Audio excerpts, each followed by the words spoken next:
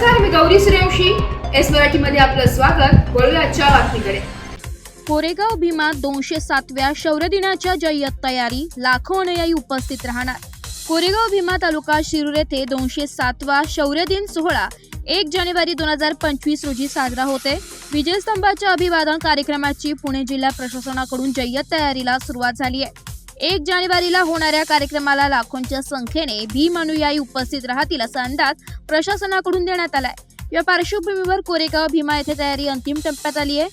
सुरक्षेच्या दृष्टीने पोलिसांचा मोठा बंदोबस्त तैनात करण्यात येणार असून संपूर्ण परिसरावर सीसीटीव्ही कॅमेऱ्याद्वारे देखील नजर ठेवण्यात येणार आहे. 207वा शौर्य दिन सोहळा शांततेत आणि उत्साहात साजरा करण्यासाठी सर्वांनी सहकार्य करण्याचे नागरिकांना आवाहन करण्यात आले. भारतीय संविधानाचे अमृत महोत्सवी वर्ष असल्याने त्यानिमित्त प्रशासनाच्या परवानगीने विजयस्तंभाच्या सजावटीत भारतीय संविधानाची उद्देशिका, भारतीय राज्यघटनेचे शिल्पकार महामानव डॉक्टर बाबासाहेब आंबेडकर यांचे तैलचित्र तसेच अशोक चक्र असलेला निळा ध्वज, जय भीम घोषवाक्य पाहायला मिळणार आहे. कोरेगाव भीमा शौर्य दिन कार्यक्रमाच्या पार्श्वभूमीवर परिसरातील वाहतुकीचं काटेकोर नियोजन करण्यात आलंय. त्या ठिकाणी भव्य अशी पार्किंगची व्यवस्था देखील करण्यात आली आहे. विजयस्तंभापर्यंत पोहोचण्यासाठी किमान 800 मीटर चालत जावे लागणार आहे.